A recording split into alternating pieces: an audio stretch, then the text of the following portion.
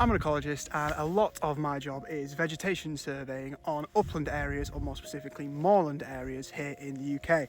And this plant in front of me here is known as cross-leaved heath. This is Erica tetralix. Now this is a dwarf shrub, and dwarf shrubs are probably one of the most common types of plants that we get to see up on the moors and that I make note of during my surveys. Another type of dwarf shrub that you may recognise is this. This is heather, or Calluna vulgaris.